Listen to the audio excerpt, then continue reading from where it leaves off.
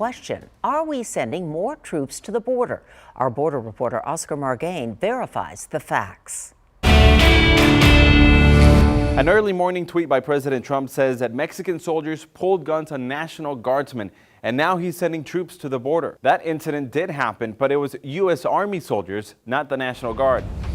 Separate statements by U.S. and Mexican authorities say that a group of Mexican soldiers detained U.S. Army soldiers in early April. According to the reports, the Mexican soldiers thought the Army members had crossed the border. Both sides say it was a mistake. The U.S. soldiers had not crossed the border, and both sides peacefully went their separate ways.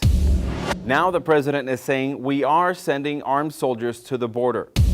Now, whether that's an order or a wish, we can't verify that yet. We reached out to the Department of Defense. They referred us to the White House. The White House referred us to the Department of Homeland Security. And as of this video, they haven't told us whether more armed troops are being sent right now. And if you're thinking, aren't there already troops at the border? You're right. In late 2018, the president ordered the DOD to help handle the migrant caravans. There's about 1,200 National Guard and 2,800 active duty soldiers deployed to the southern border right now. Those in military police roles are armed. So yes, there are armed soldiers at the border, but this has been the case since late last year. Now we're just waiting to see if the president's tweet means more soldiers will be heading this way. On the Texas-Mexico border with your Verify, I'm Oscar Margain.